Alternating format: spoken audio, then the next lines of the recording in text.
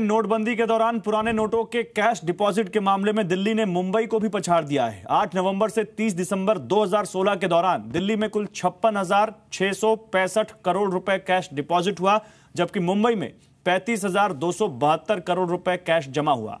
चौंकाने वाली बात यह है कि छोटे शहरों में बड़ी तादाद में कैश डिपॉजिट देखने को मिले।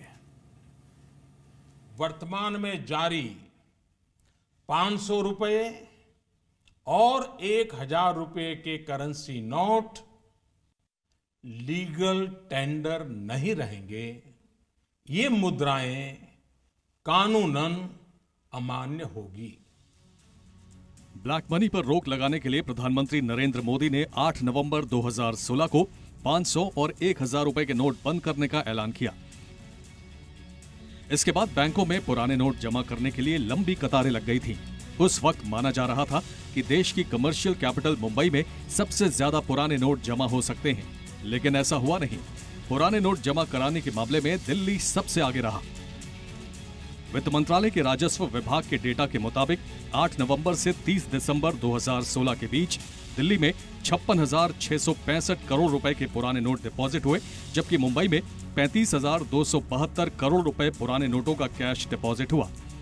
बेंगलुरु में 24,835 करोड़ और चेन्नई में 18,056 करोड़ रुपए का कैश डिपॉजिट हुआ। अहमदाबाद में 14,176 करोड़, जबकि कोलकाता में 13,568 करोड़ रुपए कैश जमा हुए। हैदराबाद में 13,557 करोड़, सूरत में 12,593 करोड़ और लखनऊ में 8,195 करोड़ रुपए कैश जमा हुए। कानपुर में 6,500 करोड़ रुपए कैश जमा हुए। इन आंकड़ों में दिल्ली और मुंबई में कैश डिपॉजिट के बीच बड़ा अंतर साफ नजर आ रहा है। यहां तक कि इनकम टैक्स विभाग के अधिकारियों को भी दिल्ली से इतनी बड़ी संख्या में कैश डिपॉजिट की उम्मीद नहीं थी।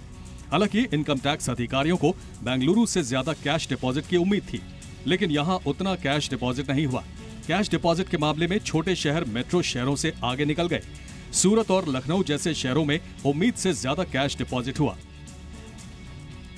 इनकम टैक्स अधिकारियों के मुताबिक उत्तर प्रदेश के गाजियाबाद, नोएडा, वाराणसी और कानपुर जैसे शहरों में बड़ी संख्या में कैश डिपॉजिट हुआ। राजस्व विभाग के मुताबिक नोटबंदी के 50 दिनों के दौरान देश भर के 98 लाख खातों में कुल 10 लाख करोड़ रुपए कैश जमा किए गए। हालांकि राजस्व विभाग ने करीब 18 लाख संदेहास्पद डिपॉजिटर्स की पहचान की है। इनकम टैक्स विभाग ने ऐसे डिपॉजिटर्स को ऑनलाइन क्लैरिफिकेशन देने को कहा है। ऐसे लोगों को SMS और ईमेल के जरिए नोटिस भी भेजे गए हैं। इनमें से करीब 9.5 लाख डिपॉजिटर्स ने इनकम टैक्स विभाग को अपना जवाब दे दिया है। दीपू राय, जी मीडिया। उधर वित्त मंत्री अरुण जेटली ने राजनीतिक पार्टियों के अध्यक्षों को चिट्ठी लिखकर कहा है कि GST पर वर्कशॉप और ट्रेनिंग सेशन आयोजित करें और अपने सांसदों और विधायकों को इसके बारे में बताएं, जिसके बाद वो आम लोगों को गुड्स एंड सर्विसेज टैक्स के फायदे बता सकें। वित्त मंत्री ने अपनी चिट्ठी में कहा है कि अगर व्यापारियों और इंडस्ट्री को GST लागू होने के दौरान कोई दिक्कत आती है तो सांसदों और विधायकों को मदद करने के लिए तैयार रहना चाहिए। वित्त मंत्री ने कहा है कि वर्कशॉप्स के लिए केंद्र सरकार एक्सपर्ट्स मुहैया करा सकती है। वित्त मंत्री ने कहा है कि यह जरूरी है कि सांसद और विधायकों को GST के फाइन प्रिंट के बारे में पता हो। इससे पहले सरकार सभी मंत्रालयों, सरकारी विभागों और PSU से GST फैसिलिटेशन सेल बनाने को कह चुकी है।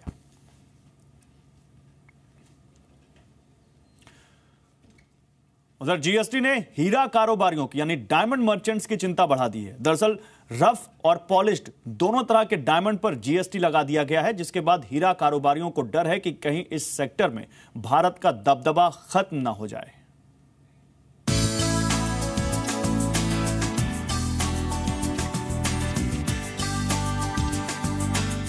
पूरी दुनिया में डायमंड कारोबार में भारत की तूती बोलती है।